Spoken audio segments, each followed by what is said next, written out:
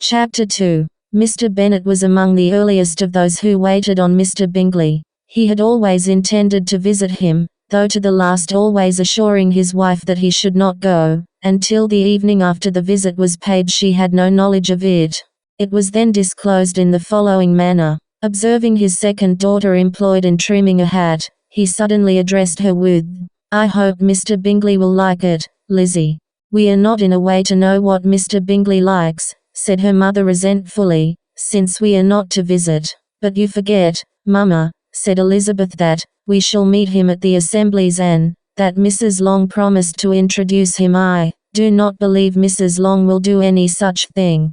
She has 2 nieces of her own. She is a selfish, hypocritical woman, and I have no opinion of her." "No more have I," said Mr. Bennet, "and I am glad to find that you do not depend on her serving you." Mrs. Bennet deigned not to make any reply, but, unable to contain herself, began scolding one of her daughters. "Don't keep coughing so, Kitty, for heaven's sake.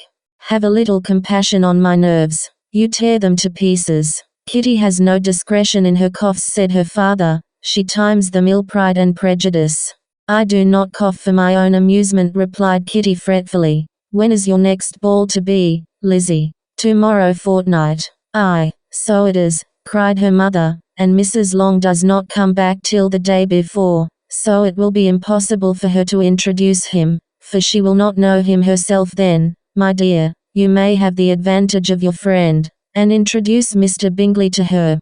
"Impossible, Mr. Bennet, impossible, when I am not acquainted with him myself. How can you be so teasing?" "I honor your circumspection. A fortnight's acquaintance is certainly very little. One cannot know what a man really is by the end of a fortnight. But if we do not venture, somebody else will, and after all, Mrs. Long and her daughters must stand their chance, and, therefore, as she will think it an act of kindness, if you decline the office, I will take it on myself."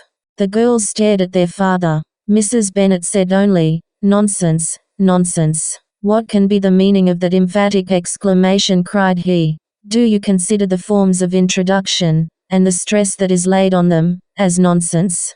"I cannot quite agree with you there. What say you, Mary? For you are a young lady of deep reflection, I know, and read great books and make extracts." Mary wished to say something sensible, but knew not how. "While Mary is adjusting her ideas," he continued, "let us return to Mr. Bingley."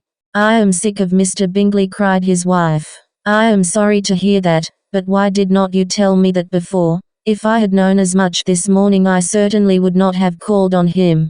It is very unlucky, but as I have actually paid the visit, we cannot escape the acquaintance now." The astonishment of the ladies was just what he wished, that of Mrs. Bennet perhaps surpassing the rest, though, when the first tumult of joy was over, she began to declare that it was what she had expected all the while.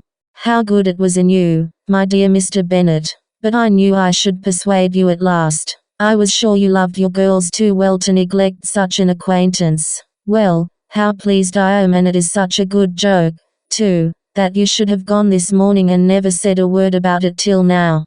Now, Kitty, you may cough as much as you choose," said Mr. Bennet, and, as he spoke, he left the room, fatigued with the raptures of his wife. "What an excellent father you have, girls," said she, when the door was shut. "I do not know how you will ever make him amends for his kindness, or me, either, for that matter. At our time of life it is not so pleasant, I can tell you, to be making new acquaintances every day, but for your sakes, we would do anything.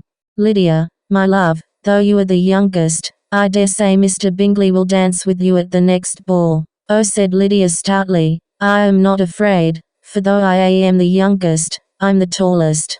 The rest of the evening was spent in conjecturing how Pride and Prejudice soon he would return Mr. Bennet's visit, and determining when they should ask him to dinner. Free ebooks at Planet ebook.